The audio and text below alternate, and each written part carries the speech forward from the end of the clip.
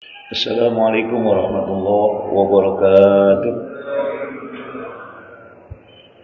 Bismillah walhamdulillah salatan wa salaman ala rasulillah wa ala alihi wa ashabihi wa mawalah amma ba'du. Qala rabbi syrah li sadri wa yassir amri wahlul 'uqdatam min lisani yafqahu qawli.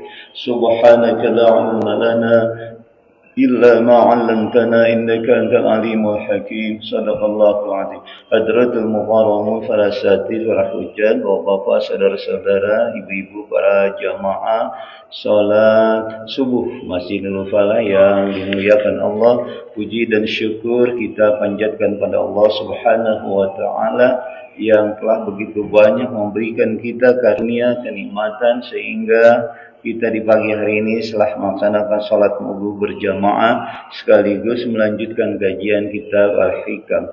Mudah-mudahan semua ibadah yang kita laksanakan tercatat sebagai amal ibadah yang terima sisi Allah Subhanahu wa taala. Amin ya rabbal alamin. Salawat dan salam semoga Allah curahkan pada junjungan kita Nabi besar Muhammad sallallahu alaihi wasallam. Allahumma shalli ala Muhammad wa ala ali sayyidina Muhammad. Mari sama-sama kita awali tami ini dengan baca beberapa surat Al-Fatihah yang kita khususkan untuk ahli-ahli kubur kita.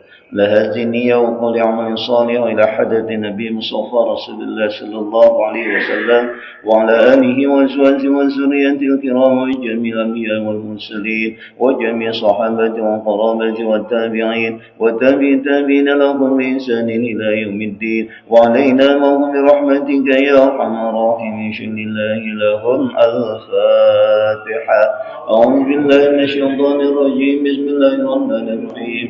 الحمد لله رب العالمين الرحمن الرحيم مالك يوم الدين. إياك نعبد وإياك نستعين اهدنا الصراط المستقيم صراط الذين أنعمت عليهم غير المغضوب عليهم ولا الضالين آمين.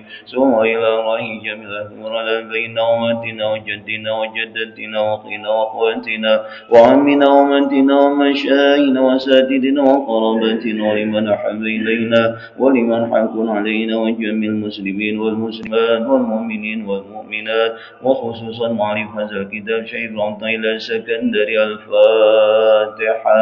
أعوذ بالله من الشيطان الرجيم. بسم الله الرحمن الرحيم. الحمد لله رب العالمين الرحمن الرحيم مالك يوم الدين. إياك نعبد وإياك نستعين اهدنا الصراط المستقيم صراط الذين أنعمت عليهم غير المغضوب عليهم ولا الضالين آمين. Satu Al-Fatihah kita khususkan untuk ahli-ahli kubur kita niatkan masing-masing.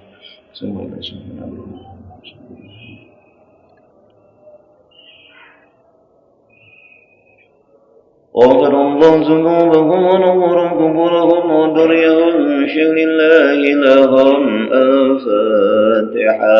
أعوذ بالله من الشيطان الرجيم. بسم الله الرحمن الرحيم. الحمد لله رب العالمين الرحمن الرحيم مالك يوم الدين.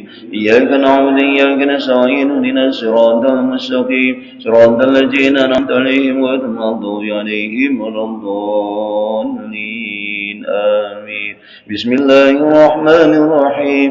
اللهم أنت ربي لا إله إلا أنت خلقتني وأنا عبدك وأنا عبدك ووعدك ما استطعت أعوذ بك من شر ما صنعت أبو لك بنعمتك علي وأبوء بذنبي فاغفر لي فإنه لا يغفر الذنوب إلا أنت. اللهم أنت ربي لا إله إلا أنت خلقتني وأنا عبدك وأنا عبدك ووعدك ما استطعت أعوذ بك من شر ما صنعت أبو لك بنعمتك علي وأبوء بذنبي فاغفر لي فإنه لا يغفر الذنوب إلا أنت.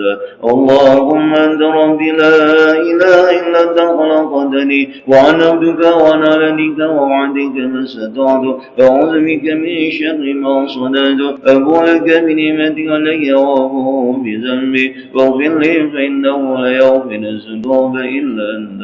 رضيت بالله ربا وبالإسلام دينا وبمحمد نبيا ورسولا. رضيت بالله ربا وبالإسلام دينا وبمحمد نبيا ورسولا. رضيت بالله ربا وبالإسلام دينا وبمحمد نبيا ورسولا. Mari sama-sama kita awali kami dengan baca basmalah. Bismillahirrahmanirrahim. Sebelum kita lanjutkan, pertama-tama saya mendapat info itu jamaah kita dari ibu-ibu ya, karena nggak kelihatan nggak ini. Ada yang sakit ya. Nanti kita nggak jenguk kita perwakilan kita ya, Pak Dwi ya, perwakilan kita biasa kita laksanakan apa sumbangsi kita atau ya tanda ini kita ditengok nanti. Siapa itu Bu ya? Ibu-ibu itu yang sakit itu ibu apa ya? Itu ya Sri ya, nanti dilihat. Mudah-mudahan. Yang kedua hari ini katanya konsumsi itu ada donatur nih Pak apa tuh? Mudah-mudahan ya dijadikan amal ibadahnya ya. Biasanya donatur kan kue-kue kita, tapi hari ini Pak Dewi ya. Siapa Pak Dewi? Oh, alhamdulillah ya. Mudah-mudahan ya diterima ya ininya ibadahnya, diberikan pahala ya Allah Subhanahu wa taala. Ya, terima kasih ya semuanya. Baik, kita lanjutkan kajian kita pada hari ini. Kita berbicara kata hikmah selanjutnya. Sayyidina Ta'ala mengatakan begini dalam pasalnya di juz 2 di halaman 12. Bismillahirrahmanirrahim. Innama yuzakkaru may yajuzu alaihi al-ighfalu wa innama yunabbahu may yumkinu minhul ihmalu. Innama sesungguhnya yuzakkaru diingatkan, yang perlu diingatkan, mayazuzu alaihil ighfalu, yaitu orang yang yazuzu memungkinkan alaihi atas iman orang itu al-ighfalu lupa. Wa innama dan sesungguhnya yunabbahu perlu ditegur atau ya perlu ditegur mayumkinu orang yang memungkinkan minhu dari siman al-ihmalu teledor serta lupa. Pasal ini menjelaskan kepada kita masih berkait dengan yang kemarin tuh tentang tentang doa itu ya. Begini. Kenapa orang arif itu, saya review dah sejenak ya. Kenapa orang arif itu, orang yang sudah ma'rifat sama Allah itu katanya ya, itu banyakan zikirnya daripada mintanya. Banyakan dizikir daripada minta. Minta itu bagus, berdoa bagus ya pada Allah. Karena itu bagian dari ibadah. Tetapi katanya di pasal sebelumnya, rubbama dallahumul adabu ala tarki talabi. Kenapa orang-orang arif itu kadang-kadang dia itu ya karena adabnya ala tarki talabi dia melupakan meminta itu. I'tibadan kenapa? Karena dia telah bersandar ala kismatihi atas bagian Allah wastighalan dan dia karena sibuk bizikri berzikir dengan Allah an mas'alatihi sampai dia lupa masalah-masalah dia. Kenapa orang-orang yang arif ma'rifat itu sampai begitu? Kenapa? Karena Allah tidak pernah lupa akan nasib kita, bagian kita. Karena Allah tidak pernah teledor.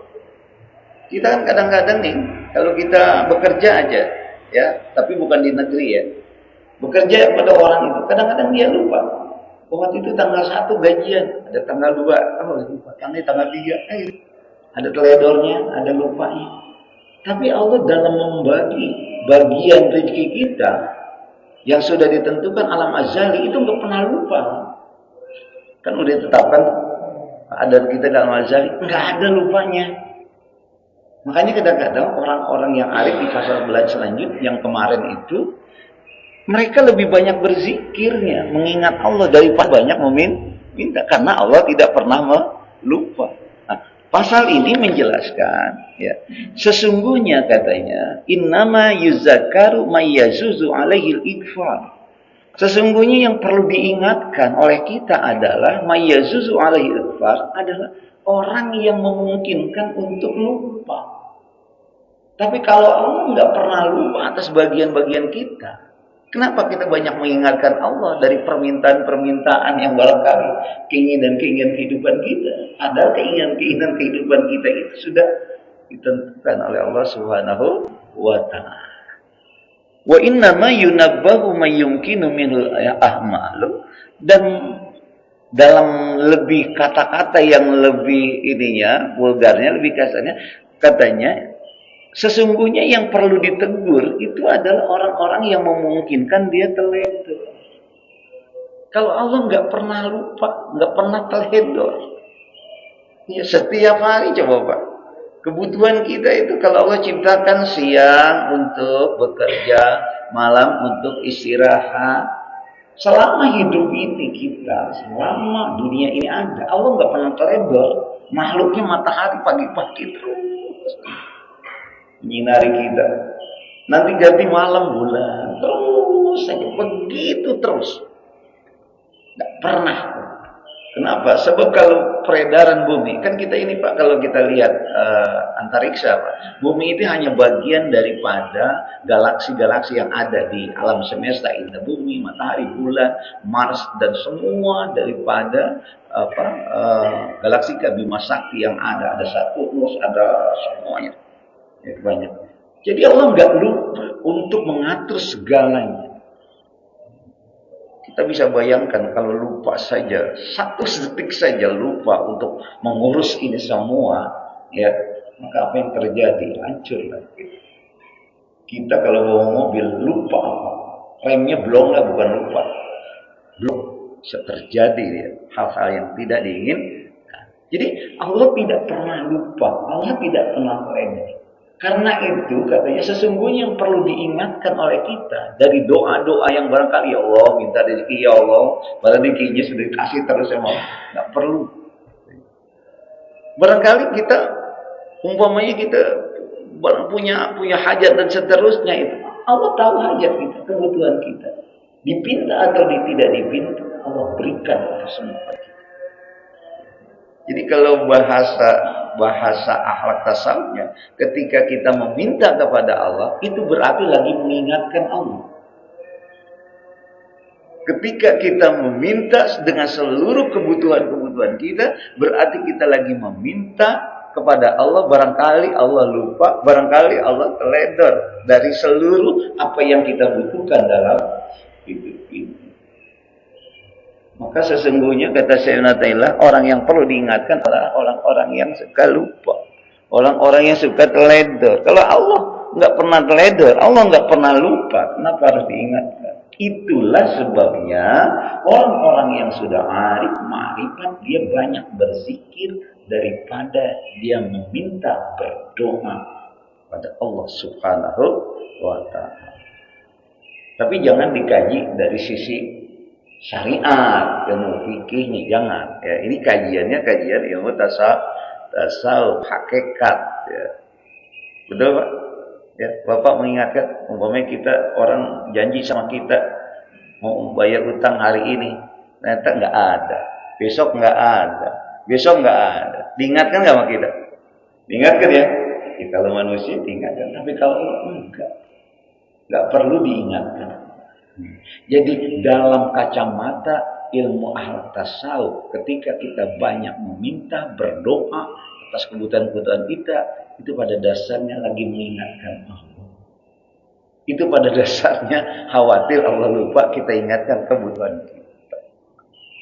Padahal Allah tidak pernah lupa dan Allah tidak pernah teledor. Artinya, dipinta atau tidak dipinta, tetap Allah sudah berikan rezeki kita.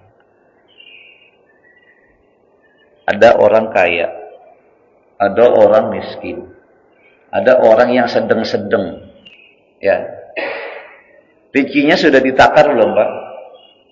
Rezekinya sudah ditakar belum? Sudah. Makannya ada orang kaya 5 piring. Karena kaya 5 piring? Enggak.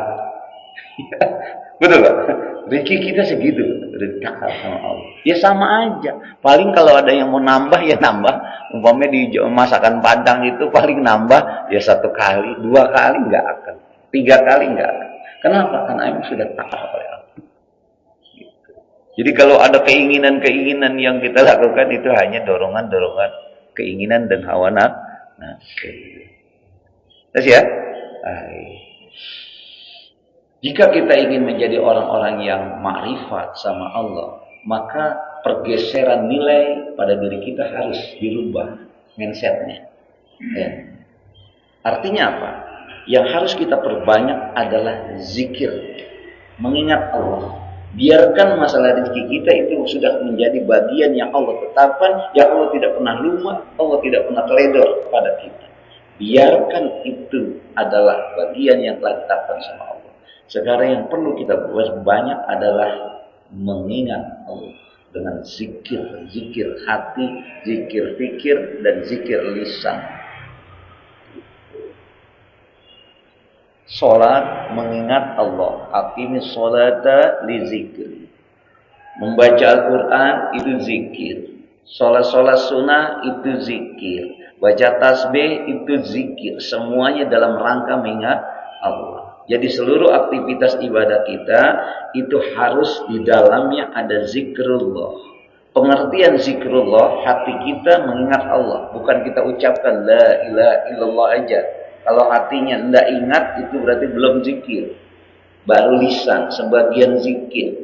Jadi dimanapun kita berada, apapun aktivitas kita, ya lagi sholat, lagi apa saja, semuanya adalah zikir.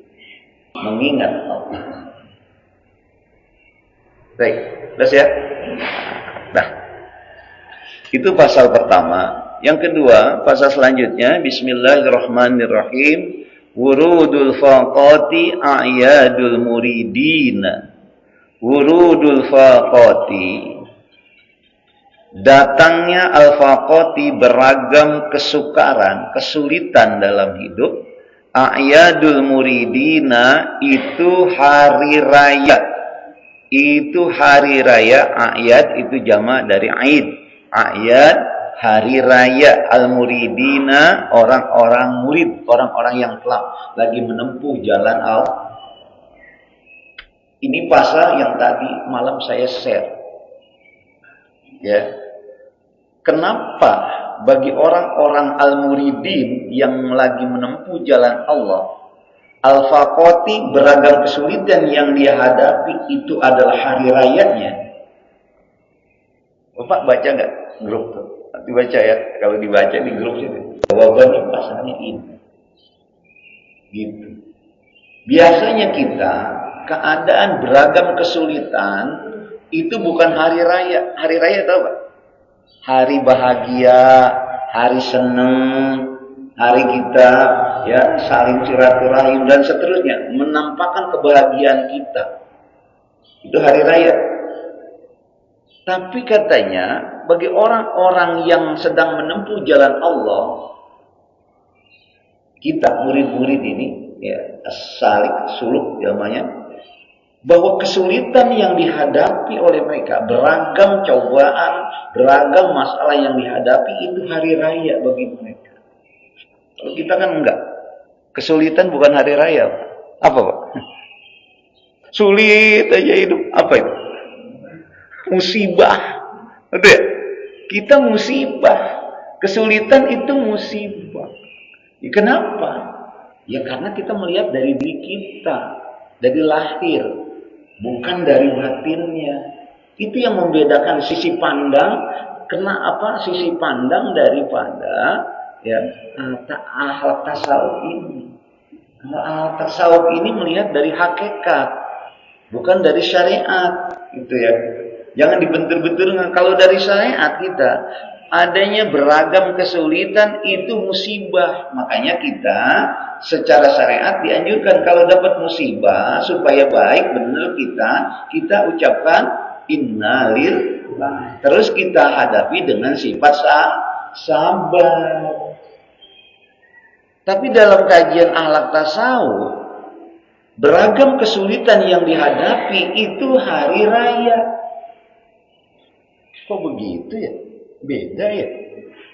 Kenapa demikian? Dari sisi hakikat, orang biasanya ketika mendapatkan kesulitan, ketika mendapatkan beragam ketidakenakan pada dirinya, itu menyadarkan dirinya akan pentingnya dia selalu bersandar pada Allah.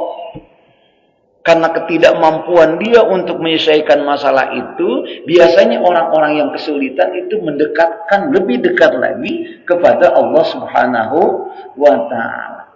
Proses mendekatkan diri kepada Allah itulah kebahagiaan hakiki. Ya. Betul. Semua kita dalam hidup itu pengen bahagia. Tapi tidak semua kita benar dalam mencari kebahagiaan itu. Ada orang mencari kebahagiaan itu dengan dia memperbanyak harta, dengan dia memperbanyak mempertinggi jabatan, sehingga dia bisa beli dunia. Ya. Oh ya. Gitu ya. Saya pernah baca satu buku filosofi ini. Engkau bisa saja membeli gunung pasir di Arab Saudi. Seluruh gurun pasir engkau bisa beli sehingga engkau bolak-balik ke Mekah, umroh, haji dan seterusnya. Tapi perjalanan itu ketika tidak mampu mendekatkan dirimu kepada Allah, yang engkau beli hanya gurun pasirnya saja. Ya. Ya. Artinya apa? Kalau kita mau ibadah pada Allah, mencari Allah, ya, itu bukan di Baitullah. Itu bukan kita mampu membeli gurun pasir bolak-balik Mekah. Tidak. Wan pernah tanya saya, Allah itu di mana? Ada ya? Bapak jawab silakan. Tidak. Jadi ketika kita tidak mampu menggali hakikat dari seluruh apa yang kita lakukan, ibadah-ibadah itu, kita bolak-balik Mekah dan seterusnya, itu engkau atau kita semua hanya beli gurun pasir saja, belum mendapatkan Allah, nggak ketemu dengan Allah. Jadi artinya ya bahwa kita bisa ma'rifat bertemu dengan Allah itu sebenarnya tergantung diri kita. Sekarang kita bisa nggak sampai ke sana? Nah, kajian-kajian ini itu mendekatkan diri, mempercepat untuk sampai kepada makrifat. Makanya, ya, ketika kita kaji sesuatu masalah itu dari sisi syariat, itu bisa berbeda dengan hakikat. Contoh pasal ini, katanya murudul faqati itu adalah mina a'yadil muridi. Datangi beragam kesulitan-kesulitan kepada kita, itu hari raya bagi kita sebenarnya. Orang yang lagi menempuh jalan orang yang lagi ma'rifat, yang sudah ma'rifat, yang lagi menempuh, seharusnya begitu. Gitu. Datangnya kesulitan, kita tidak akan pernah menanggapi itu musibah. Tapi hari raya balikannya. Kalau musibah kan kita sedih ya. Kita refleksikan sifat kita dengan sedih, susah ya. Tapi kita bahagia. Kenapa? Karena begitu kita diuji dengan kesulitan, biasanya Allah lagi uji kita. Orang lagi diuji, itu ada 3. Ada yang menaikkan derajat. Sama seperti anak sekolah. Kelas 5, kelas 6 ujian dulu gak? Ya uji. Kelas 9 ujian dulu gak? Next school. Ya diuji. Mampu nggak dia bisa meningkat itu? Diuji. Ya, jadi ketika ada ujian yang datang, jadi orang-orang yang memahami secara hakikat itu pasti saya mau dinaikkan.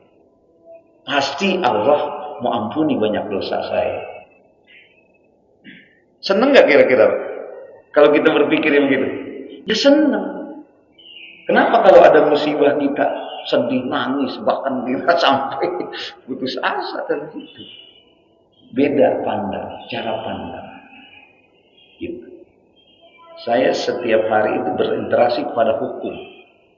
Setiap hari. Ada orang yang sampai sekarang berpikir tentang hukum, Pak, apa bedanya bank syariah dengan bank konvensional? Sama-sama nanti kalau saya utang, saya bayar lebih dari itu. Sampai ada kata, ya beda. Sisi pandangnya, caranya. Gitu. Kalau dalam bank konvensional itu jelas dari awal umpamanya kita beli mobil harga 400 juta atau beli motor 20 juta. ya nanti engkau bayar sekian ya. Ya, dalam waktu 2 tahun, 3 tahun, kita akan bayar 25 juta untuk ditetapkan dari awal. Nah itu kategorinya ziyadah fil awal, itu riba. Tapi dalam bank konvensional bayarnya sama, bisa jadi nominalnya 25 juta. Tetapi caranya yang berbeda. Bagaimana caranya? Saya beli mobil, oke, silakan engkau beli mobil, dibeli oleh dealer, saya beli ini ya 2 juta, umpamanya 20 juta, ya. Kemudian engkau nanti bayar ya 2 tahun. Saya dapat dari 20 juta, keuntungan saya 5 juta, mau nggak? Ada deal begitu? Oke, mau. Itu namanya buy al-murabahah. Jual beli dengan mengetahui semuanya, pembeli itu modal pembelinya. Dia punya keuntungan. Ridho dia jadi. Halal nggak? Halal. Apa? Jadi beda, Pak. Beda cara pandang, beda sistem, itu membedakan hasil. Gitu. Sama seperti kita dapat uang nih. 10 juta umpamanya kita dapat uang, atau 1 juta. Dapat uangnya dari umpamanya uang yang disebar-sebarkan yang kemarin itu, yang jadi lagi kios itu, 10 juta kita ambil. Halal haram itu? Ya haram dong. Ya. Tapi sisi lain, satu sisi, contoh lain, kita dapat 10 juta, tapi dikasih orang, Pak, ini uang untuk Bapak 10 juta. Halal nggak? Ya halal, sama-sama 10 juta. Cara beda. Itu yang membedakan, Pak. Halal haramnya bisa gitu. Ya, nah sama ini. Dari sisi syariat, memandang, kalau kita mendapatkan satu kesulitan, beragam kesulitan, ya susah kita, sedih kita, ya. Tapi kalau dari sisi hakikat, justru bergembira. Makanya pasal ini dijadikan satu pasal oleh Syekh Abdullah sebagai pembelajaran bagi kita. Kita mau memandangnya dari sisi syariat, atau hanya dari sisi hakikat.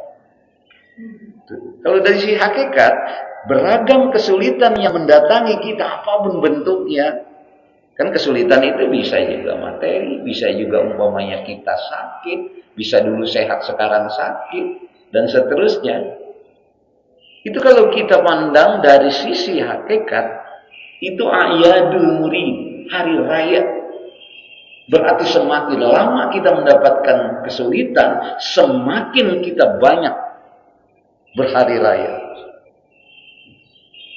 Kita mau melihat sekarang hari raya ada berapa yang kita tahu dari sisi syariat? 2. Hari raya Idul Adha, Idul Fitri. Betul ya? Itu yang kita tahu ya, hari raya Idul Adha, hari raya Idul Fitri dan Idul Adha. Itu secara syariat, hadisnya jelas. Tapi secara hakikat 5 hari raya. Kenapa? Karena hari raya itu hari kebahagiaan. Kita kan hari raya hari bahagia ya, makanya nggak boleh sedih di hari raya itu. Makanya kenapa setelah kita puasa di Idul Fitri, itu fakir miskin itu disuruh kasih zakat fitrah itu, supaya dia nggak ada yang bersedih, bersenang. Kenapa nggak bersedih? Ya karena dia buat makannya udah cukup hari itu, gitu.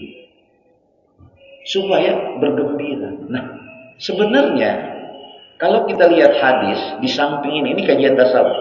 Di hadis itu ada menjelaskan hari raya itu ada 5. Hari raya itu hari kebahagiaan. 1, kullu yaumin, setiap hari itu menjadi hari raya bagi orang-orang yang melampaui hari itu selama 24 jam terbebas dari dosa. Dia berhari raya. Jadi kita setiap hari itu berhari raya. Kalau hari ini kita banyak amalnya, dosa enggak ada. Itu hari kemenangan kita setiap hari. Ya kan? Kenapa bisa hari raya? Ya karena itu kajiannya dari sisi hakikat. Hari raya bukan kalau setiap hari kita banyak ibadahnya, nggak ada dosanya, hari kemenangan kan? Kemenangan. Ya gitu. Yang nggak hari raya setiap hari itu orang-orang yang banyak dosanya, dikit amal baiknya, itu nggak bisa berhari raya. Udah, yang tiga lagi nanti pada kesempatan lain saya nggak jelasin ya. Cuma kalau saya membahas ini Dari sisi hakikat, kesulitan, beragam kesulitan yang menimpa kita itu hendaknya kita tanggapi dengan kebahagiaan, bukan dengan kesedihan. Karena pada saat itu Allah lagi mau angkat derajat kita. Karena pada saat itu Allah lagi ampuni dosa kita. Senang gak? Senang lah. Coba kalau kita pandang ya, kita dikasih cobaan. Maka kalau kita bisa memandangnya demikian, begitu kita mendapatkan kesulitan, maka kita bukan ucapkan innalillah, tetapi alhamdulillah. Cuma berat. Ya. Innalillahi wa inna ilaihi raji'un, ya, itu sudah benar. Bagus. Orang muslim itu begitu, Pak. Katanya orang muslim yang nggak pernah rugi ketika dia mendapatkan kebahagiaan dia ucapkan alhamdulillah, ketika dia mendapatkan kesulitan dia ucapkan innalil, itu sudah benar, bagus. Tapi baru standar. Paling bawah. Tapi kalau kita ucapkan alhamdulillah fi kulli hal, dalam segala keadaan, susah senang alhamdulillah, itu baru dia mengetahui hakikat. Cuma proses untuk dari innalillah menuju alhamdulillah, itulah yang harus kita tafaki sekarang. Jalani. Suluk kita jalani sekarang. Bisakah kita, mampukah kita sudah mencapai ma'rifatullah atau belum? Ya tergantung kita melangkah menjalani hidup tuh nanti. Kalau kita masih nanti besok sedih, dapat musibah, sedih, sakit sedikit ya Wan ya. Tuh, kan kita banyak yang encok nih, banyak yang pusing. Kita masih mengeluh dan terusnya, berarti belum nikah. Tapi kalau sudah kita tahu bahwa kita ini lagi sakit, diuji nih, kita lagi kesulitan, diuji nih. Kenapa diuji? Karena Allah lagi meningkatkan derajat kita. Kalau Allah lagi ampuni dosa kita, besok pasti kita berkata alhamdulillah ya Allah. Gitu. Itu sudah dilakukan oleh Nabi Ayub dalam sejarah. Sakitnya tidak mengurangi dia, ya, bahkan dia ingin lebih lama-lama sakit. Kalau kita kan sakit ingin cepat sembuh. Nabi Ayub enggak. Sampai dalam sejarah itu, ya sejarahnya ada satu karena dia penyakit yang itu, ya, sampai kalau ada belatung yang jatuh itu dia tempelin lagi, masukin lagi. Itu udah alhamdulillah berarti. Enggak inalir. Oke, silakan kita berselancar di dunia spiritual, di dunia hakikat. Jadi kalau kita memandang secara hakikat, udah indah aja hidup ini. Siapapun dia udah alhamdulillah aja, alhamdulillah. Gitu. Bahkan yang tadi yang saya singgung tadi itu, ya orang-orang yang udah arif itu banyaknya zikir sih. Ya, biar aja bagian dia itu urusan Allah.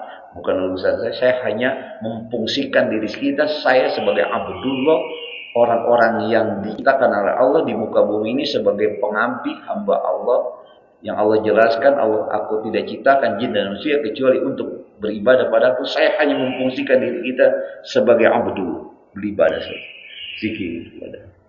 Masalah bagian saya, masalah hidup saya, masalah harta saya, itu urusan Allah sudah Allah tentukan.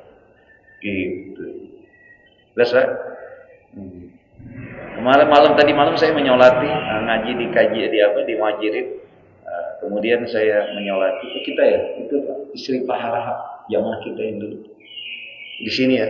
Tapi kan beliau sekarang di sana, meninggal dunia, langsung dikuburkan. Saya menyolati di sana.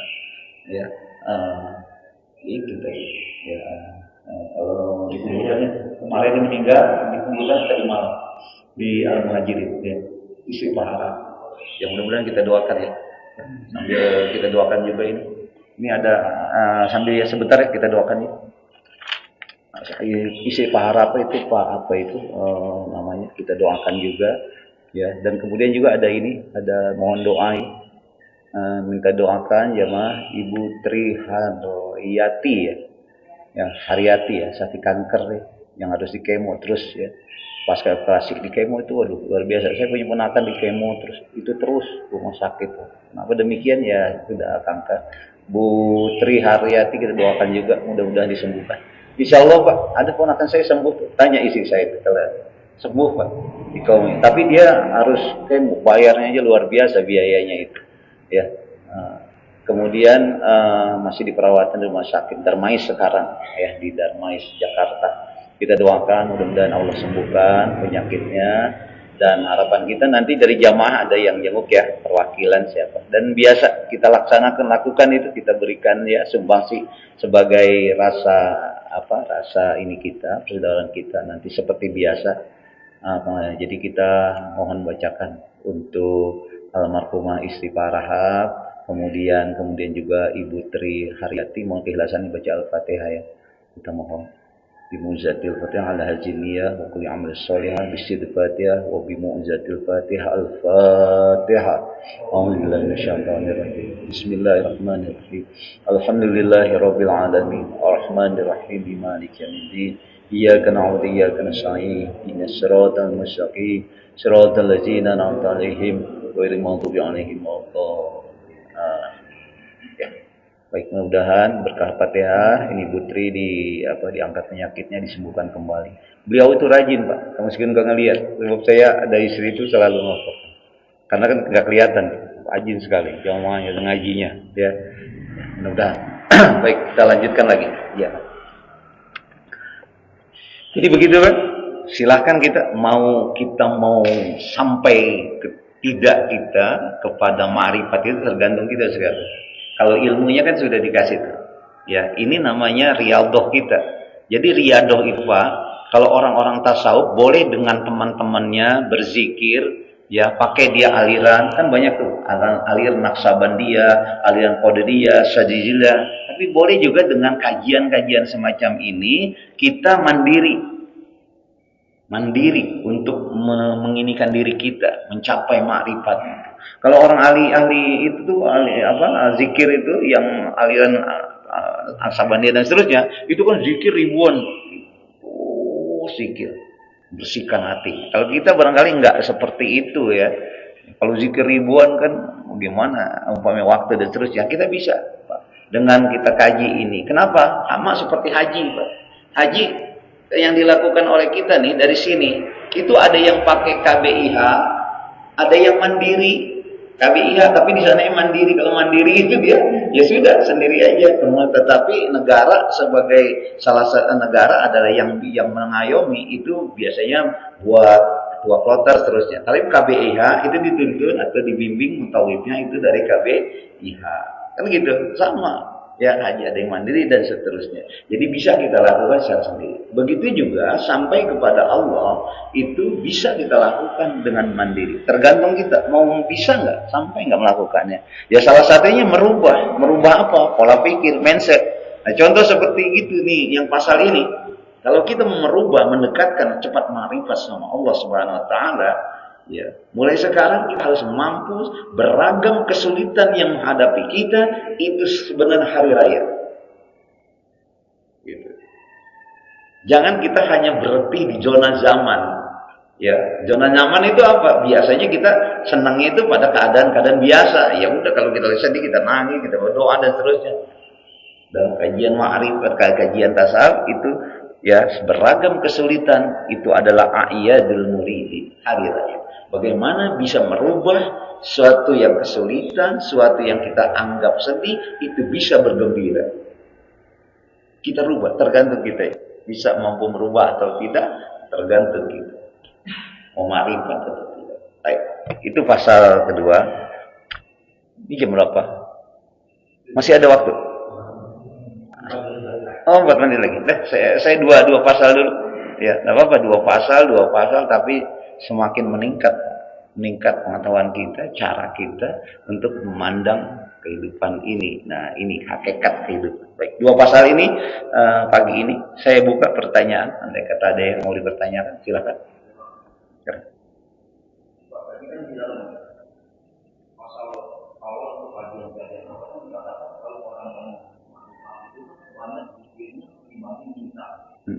Berarti orang ini kan sudah bisa kita sebut sebagai intinya.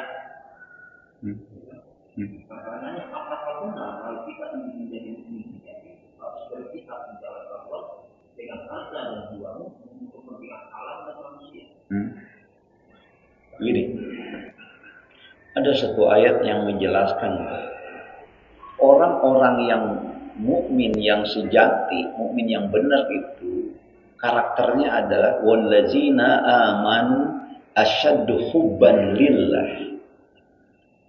Adapun orang-orang yang beriman yang sejati yang dalam kata Fahim itu karakternya asyaddu hubban lillah, dia asyaddu kalimat jamak taksir, lebih sangat hubban lillah, mencintai Allah. Jadi kalau mukmin kita mencintai Allah kan semuanya. Tapi kalau orang-orang yang sudah sejati keimanannya, dia lebih mencintai Allah dari yang lainnya. Memposisikan Allah itu nomor satu bagi saya. Tapi dalam ayat Al-Quranul Karim, ya, bahwa bukan hanya Allah saja, orang-orang yang mukmin sejati itu. Sampai Allah mengatakan begini dalam Al-Quran. Kul in kana aba'ukum wa abna'ukum wa azwajukum wa amwalun iftaraftumuha wa tijaratan takhshawna kasadaha ahabbu ilaikum minallahi wa rasuli wa jihadin fi sabilillah fatarabbasu hatta ya'tiyallahu bi amri. Sampai Allah kata gitu. Kul, katakan Muhammad, in kana aba'ukum, seandainya ayah ibumu, wa abna'ukum, dan anak-anakmu yang kau cintai, wa azwajukum, dan istri-istri, wa amwalun iftaraftumuha, dan harta-harta yang engkau takut diambil orang, kehilangan hartanya, wa tijaratan takhshawna kasadaha, dan perdagangan yang engkau takut rugi di dalamnya, ahabbu ilaikum minallah wa rasuli wa jihadin fi sabilillah, itu lebih engkau cintai dari Allah, Rasul, dan jihad di jalan Allah.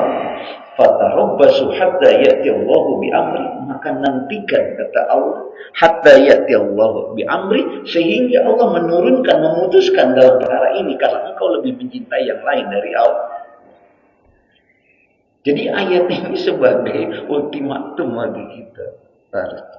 Kita kan kadang semua kita punya cinta, tapi ketika kita bagaimana merefleksikan, aktualisasikan cinta kita, itu banyaknya ke dunia, ke harta, ke keluarga, ke anak, ke burung kadang-kadang, yang suka burung, dan seterusnya.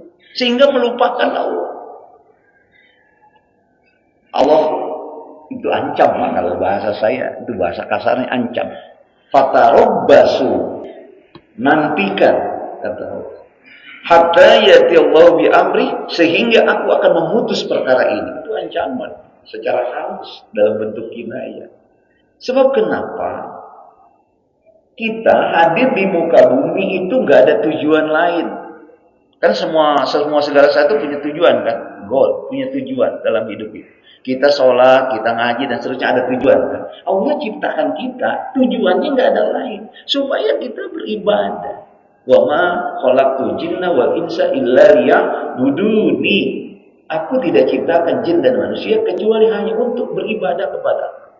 Jadi semua sarana yang kita miliki, fasilitas hidup sampai sekarang, kesehatan, rezeki, dan seterusnya, itu sebagai sarana penunjang dari fungsi kita, keberadaan kita sebagai abdullah. Sehingga wajar kalau seluruh kebutuhan-kebutuhan kita itu dipenuhi oleh Allah. Wajar kalau kita asyaddu hubban lillah, lebih mencintai Allah. Tapi kenapa kita dikasih kita sama Allah fasilitas, tapi waktu kita dikerjakan bukan untuk Allah, tapi kita mencintai yang lain bukan untuk kita lebih cinta Allah? Bahaya. Makanya iman Islam sejati, orang mukmin sejati adalah dia sudah menempatkan Allah pada asyaddu, lebih sangat dia cintai dari yang lain. Cinta dunia boleh, cinta anak boleh, itu nomor 12, 13, 14, di bawah cinta kepada Allah, di bawah cinta kepada Rasul, di bawah cinta kepada jihad fisabilillah. Awas memanai jihad, jangan perang. Di sini nggak ada perang di Indonesia kecuali Palestina.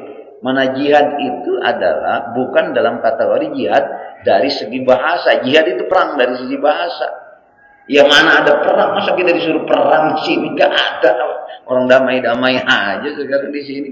Tetapi jihad fisabilillah dimaknai bagaimana kita memanfaatkan semua fasilitas yang Allah berikan pada kita itu di jalan Allah. Itu jihad, Pak. Membantu orang susah, jihad. Jihad kita itu dalam segala bentuk kebaikan, bukan peperangan fisik. Beda dengan Palestina. Jadi peperangan fisik masih sekarang aja. Kemarin terjadi Qatar nimbom Israel lagi, Masya Allah. Dunia udah mau akhir, perang terus. Gitu. Kita aja chaos berapa hari itu merugikan nggak? Merugikan semuanya, mencerminkan masyarakat kita. Gitu. Tapi udah masih alhamdulillah daripada di Nepal, betul. Di Nepal sekarang lebih ini lagi ya, anarkis lagi. Saya bilang ya, itulah dunia terakhir. Jadi begitu Pak. Ya. Jadi benar orang yang mukmin sejati itu orang-orang yang sudah lebih mencintai. Maka dalam kajian tasawuf orang-orang yang sudah begitu itu disebut orang-orang yang sudah makrifat. Dia hanya zikir saja, mengingat Allah karena saking cintanya kepada kita. Mungkin belum sanggup Pak seperti yang dilakukan oleh seorang sufi yang bernama Robi'atul Adawiyah.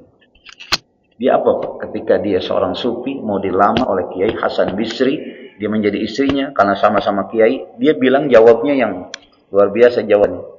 Ditolak Pak lamaran itu. Dia jawabnya begini, saya menolak, enggak mau atas lamaran Pak Kiai. Kenapa? Karena saya khawatir cinta saya terbagi. Cinta saya kepada Allah terbagi. Ada nggak yang begitu? Dia tidak mau nikah karena cinta dia kepada Allah nggak mau terbagi kepada suami.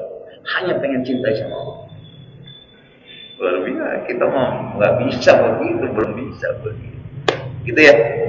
Ya mudah-mudahan kita sedikit-sedikit ya alihkan tuh cinta kita pada dunia, geser cinta pada Allah, kebajikan lakukan. Itu orang-orang mencintai Allah, orang-orang yang bisa berbuat baik. Nah itu udah baik ya. Allah a'lam. Ada satu lagi? Ya, satu lagi ya.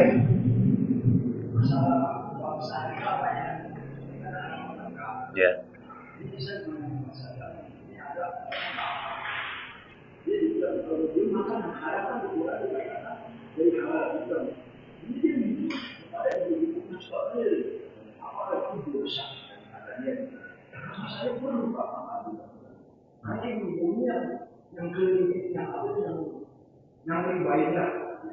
Pinjol.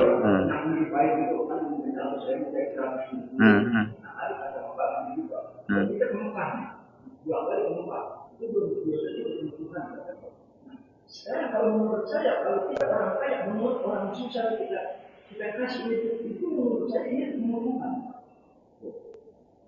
Bapak siapa? Ini orang susah, karena lapar. Minjem duit di sana sini gak ada nasi. Terpaksa dia minjem sama ibu yang ngirim gitu. Nah, kalau menurut saya, kalau ini ketemu Tuhan, saya kan bapak mengatakan, kalau kita buat balik muka bentuk Tuhan. Kalau menurut saya ini orang yang ketemu Tuhan. Gitu. Betul. Saya contohkan ya. Bapak sering orang datang ke rumah Bapak bawa proposal. Sering kan? Ya minimal prelek atau dari RT itu untuk masyarakat ya. Dalam pola pikir kita itu sumbangan apa surga datang ke rumah kita? Saya mau tanya. Ayo. Sumbangan kan? Ya sumbangan artinya, waduh sumbangan lagi. Kan gitu, proposal lagi gitu ya. Kan kita berpikir kadang-kadang begitu ya. Itu kan secara syariat kan gitu. Orang kita punya lagi 20.000 ada dari PRT uangnya buat inian sumbangan dan terusnya ya kurang 5.000 kita. Kita kan berpikirnya begitu ya. Padahal itu surga datang ke rumah kita tanpa diundang. Ya itu kan kenapa bisa begitu? Karena kita memandangnya dari sisi hakikat, bukan dari sisi syariat. Kalau di syariat proposal lagi, prelek. Kalau dulu prelek ya, sumbangan lagi. Sebenarnya hakikatnya surga lagi datang tanpa diundang ke rumah kita. Karena uang kita sebenarnya uang yang kita berikan pada orang itu. Yang lain di kantong bisa nanti tukang rokok, tukang mie, tukang jajan kasih. Itu beda. Kalau kita memandang orang gitu, surga datang ke rumah kita, kenapa kita nggak kasih? Kenapa kita nggak ambil? Rugi banget ya. Tapi kadang-kadang kita kan jarang ngasih kan. Gitu ya. Nah, seperti itu. Jadi beda emang syariat sama hakikat, cara pandangnya berbeda. Nah, kalau tadi yang Bapak contohkan tadi, iya, makanya dulu saya ada tahun berapa itu rapat sama RT sama seluruh tokoh di sini. Gimana semua yang memberantas ini. Akhirnya kita melalui RT itu ada RW itu ada sumbangan yang kita kasih modal itu. Cuma nggak jalan itu. Ya, dulu kan pernah gitu saya, pernah gitu. Oh, nggak jalan. Tapi alhamdulillah sekarang sudah bagus. Wilayah dulu luar biasa. Karena gitu ya. Ya, Hah? Iya dong. Iya. Iya. Sebetulnya Pak, kalau di dalam syariat, ilmu fikih, ketika dalam keadaan mendesak itu dalam arti ketika kita tidak ambil itu akan membahayakan jiwa, mati kita. Di hutan nggak ada makanan lain, mati kita kalau nggak makan babi itu makan. Tapi sekedar untuk menyambung hidup, bukan kemudian kita potong, kita goreng, kita bawa ke rumah, haram itu. Sama seperti itu. Dalam kondisi yang kesulitan, itu hukum haram itu bisa menjadi boleh. Tapi sekedar menyambung hidup. Itu kan dalam pikir gitu ya. Tapi dalam keadaan biasa sekarang di masyarakat, salah nggak? Iya salah. Kan masih banyak jalan lagi. Betul? Masih banyak tetangga. Masih banyak kita teman-teman ya untuk menjalani hidup satu dari pagi sampai sore, masa sampai mau mati. Numpang makan sekali nggak apa-apa. Kalau perlu kita umumkan di sini di masjid. Pasti itu banyak donatur.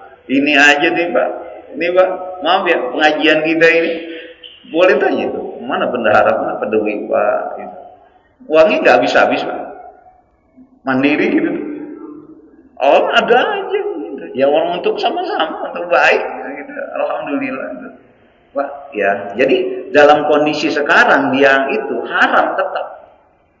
Yang dibolehkan itu kalau nggak ada jalan hanya satu-satunya itu boleh. Bahkan daging babi boleh dimakan untuk menyambung hidup.